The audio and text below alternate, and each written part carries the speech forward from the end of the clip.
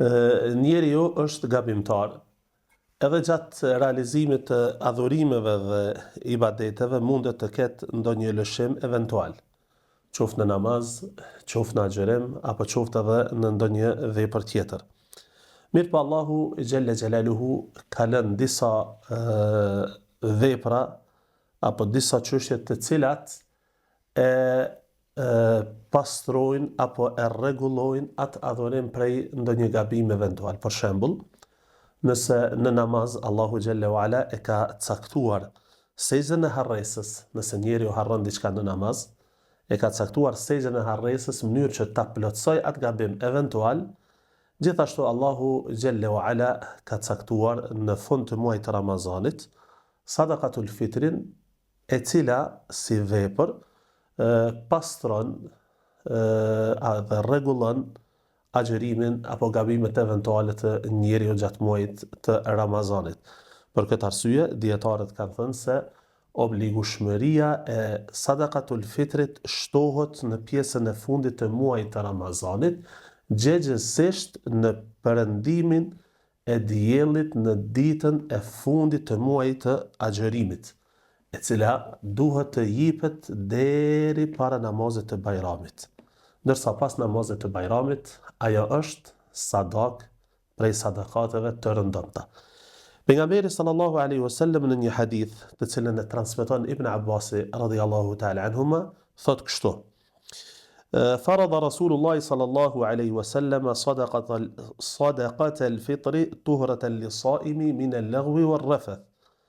Pejgamberi sallallahu alaihi wasallam e ka bërë obligim sadakatul fitrin si shkak për pastrimin e agjerimit të njeriut nga gabimet eventuale, nga fjalët jo të hijeshme. Kjo është arsyeja e parë apo hikmeti i parë që Allahu Gjelle Wala ka caktuar sadakatul fitrin, edhe dyta thot tu'matun lil masakin, është ushqim për të varfërit.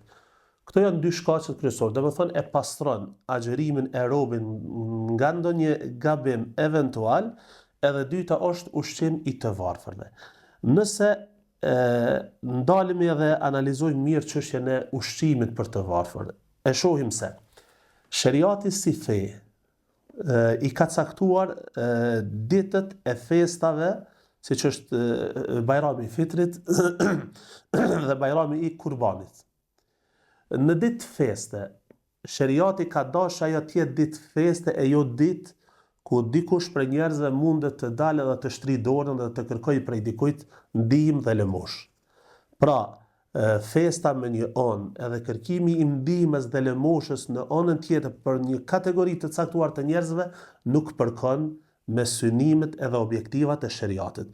Për këtë arsye, Allahu Gjelle Gjelaluhu përveç se me caktimin e sadakatul fitrit e pastron gabimet, agjerimin e njeriut, gjegjësisht gabimet eventuale gjatë agjerimit të tij, gjithashtu synon që të mos mbetet njeri në ditën e Bajramit, që të mos ketë diçka në sofrën e tij.